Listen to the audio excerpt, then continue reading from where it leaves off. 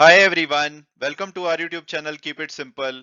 आज के वीडियो में हम बात करेंगे टाटा ग्रुप की, जो कि ताइवान की एक कंपनी विस्ट्रॉन का जो बेंगलुरु के पास एक आईफोन मैन्युफैक्चरिंग प्लांट है, उसको टेक ओवर करने के काफी करीब पहुंच चुकी है।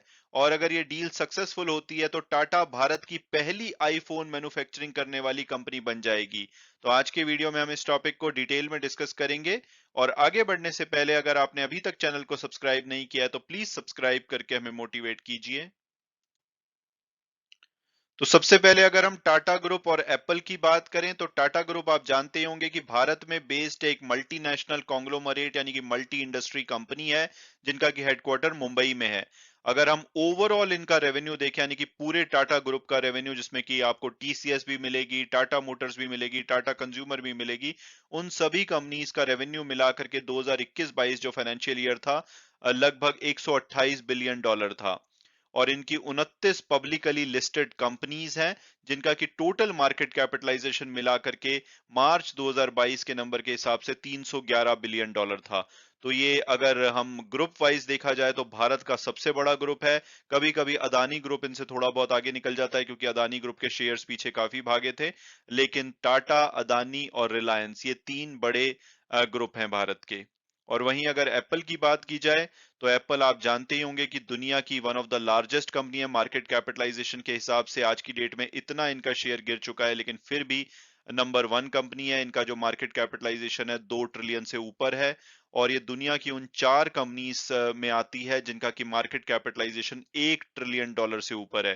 थोड़े टाइम पहले इसमें अमेजॉन और टेस्ला भी शामिल थे, लेकिन दोनों कंपनीज के शेयर अभी पीछे काफी गिरे हैं, तो वो अब 1 ट्रिलियन से नीचे जा चुके हैं।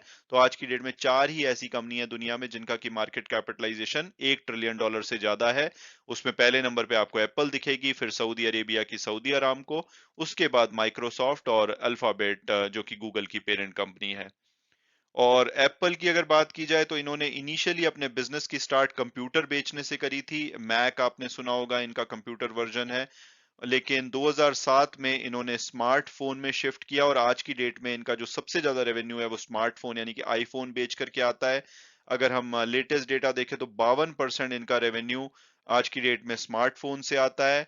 और सिर्फ 10% जो रेवेन्यू है वो इनके मैक यानी कि जो कंप्यूटर है उससे आता है, 7% आईपैड से, 11% जो इनके वेरेबल हैं जैसे कि आई वॉच हो गई, एयरपॉड्स वगैरह हो गए, वहां से आता है। और 20% इनका सर्विसेज से आता है, जैसे कि इनके app store, Apple books, Apple online store, Apple care, Apple teacher learning जो सेंटर हैं, इस तरह की जो सर्विसेज प्रोवाइड करते हैं, वहां से इनका 20% रेवेन्यू आता है। और ये इनका सेक्टर है जो कि सबसे ज्यादा ग्रो कर रहा है।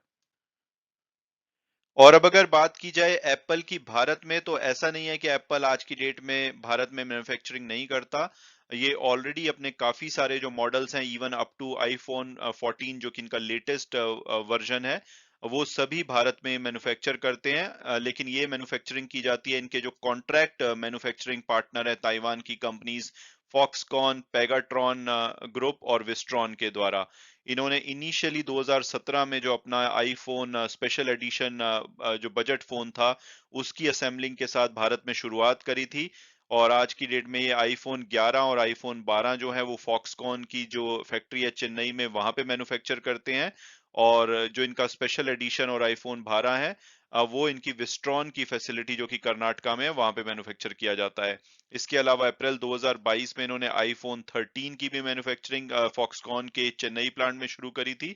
और सितंबर 2022 से आईफोन जो 14 है, उसकी भी मैन्युफैक्चरिंग भारत में, मैन्युफैक्चरिंग असेंबलिंग भारत में कर रहे हैं। ये पेगाट्रॉन ने भी इसकी शुरुआत करी है नवंबर में। और एप्पल अपना जो बिजनेस है भारत में और भी बढ़ाना चाहता है, क्योंकि अपनी ये जो डिपेंडेंस है चाइना पे कम करना चाहते हैं। और उसकी वजह है कि एक तो पेंडेमिक रिलेटेड बहुत सारी रेस्ट्रिक्शन है। चाइना कभी भी कोई भी रूल ले आता है, जिसकी वजह से इनकी जो सप्लाई चेन है वो प्रभावित होती है। और इसके अलावा जो यूएस और चाइना के पॉलिटिकल रिलेशन है वो भी अच्छे नहीं चल रहे हैं। इस वजह से एप्पल चाहता है कि वो चाइना के बाहर जो दूसरी जगह है, चाहे वो इंडिया हो या वियतनाम, वहां पे अपनी प्रोडक्शन बढ़ाना चाहता है। और अगर हम इंडिया की बात करें तो टाटा ग्रुप के जो चेयरमैन है नटराजन चंद्रशेखरन, इन्होंने काफी बार पिछले सालों में बोला है कि ये अपनी कंपनी को एक टेक सेंट्रिक कंपनी बनाना चाहते हैं, इसलिए ये अपनी new super app Tata new भी लेकर के आए हैं। इसके अलावा अभी पीछे इन्होंने अनाउंस किया था कि ये जो चिप मेकिंग यानी कि सेमीकंडक्टर होते हैं उनकी मैन्युफैक्चरिंग में भी जाएंगे। तो इसी के चलते ये भी जो एप्पल के फोन है उसको भारत में मैन्युफैक्चर करना चाहते हैं। और अगर ये टाटा की डील एप्पल के साथ हो जाती है तो ये जो चाइना की डोमिनेंस है इलेक्ट्रॉनिक सेक्टर में उसको भी चैलेंज करने का कोशिश कर सकता है। और अब अगर बात की जाए लेटेस्ट डेवलपमेंट की, तो जैसे हमने डिस्कस किया कि विस्ट्रॉन उन 3 ताइवानीज कंपनीज में से एक है जो भारत में आईफोन की मैन्युफैक्चरिंग करते हैं। इनके अलावा फॉक्सकॉन और पीगाट्रॉन है। लेकिन पिछले कुछ सालों से विस्ट्रॉन जो है वो आईफोन मैन्युफैक्चरिंग से हट करके सर्वर जैसे एरियाज में अपने बिजनेस को डाइवर्सिफाई कर रहा है, क्योंकि आईफोन जो मैन्युफैक्चरिंग है उसमें मार्जिन काफी कम होते हैं। इसके चलते इन्होंने 2020 में अपना जो आईफोन प्रोडक्शन बिजनेस था चाइना में, वो भी अपने कॉम्पिटिटर को बेच दिया था। तो जहां पे विस्ट्रॉन भारत से एग्जिट करना चाहता है आईफोन मैन्युफैक्चरिंग में, वहीं जो इनके दोनों पीयर्स हैं फॉक्सकॉन और पीगाट्रॉन, वो अपनी प्रोडक्शन लाइन बढ़ा रहे हैं। तो अब बताया जा रहा है कि टाटा ग्रुप, जिनकी की पिछले कई महीनों से विस्ट्रॉन कॉरपोरेशन के साथ बात चल रही थी और ये कोशिश कर रहे थे कि भाई कौन कौन से टाई अप्स हो सकते हैं, लेकिन अब बताया जा रहा है कि इनकी जो बातचीत है बहुत ही ज्यादा एंड एडवांस लेवल पे पहुंच चुकी है और इसमें टाटा जो है वो इस इनका जो जॉइंट वेंचर होगा उसमें मेजोरिटी शेयर ले सकता है। और ये जो परचेज है मार्च एंड तक कंप्लीट भी हो सकती है। और अगर ऐसा होता है तो भारत को अपना पहला होम ग्रोन आईफोन मेकर मिल जाएगा, क्योंकि इससे पहले आपने देखा होगा कि सभी जो ताइवान की कंपनीज हैं वो भारत में मैन्युफैक्चरिंग करती हैं। लेकिन टाटा अगर ये डील जीत जाता है तो टाटा एक भारत की कंपनी है और ये भारत में जो आईफोन मैन्युफैक्चरिंग करने वाली पहली होम ग्रोन कंपनी बन जाएगी। इसके अलावा बताया जा रहा है कि टाटा इसमें मैन्युफैक्चरिंग ऑपरेशन को ओवरसी करेगा। हालांकि विस्ट्रॉन उनको सपोर्ट करता रहेगा। विस्ट्रॉन की 2.2 मिलियन स्क्वायर फीट फैक्ट्री है, जो कि बेंगलुरु से लगभग 50 किलोमीटर दूर लोकेटेड है। और ये एक्विजिशन हो जाता है तो टाटा इनकी जो 8 आईफोन लाइंस हैं, इसके अलावा 10,000 वर्कर, जिसमें कि लगभग 2,000 के आसपास इंजीनियर्स भी हैं, उन सबको टेक ओवर कर लेगा। यानी कि एम्प्लॉइज के साथ इस पूरे प्लांट को टेक ओवर कर लिया जाएगा।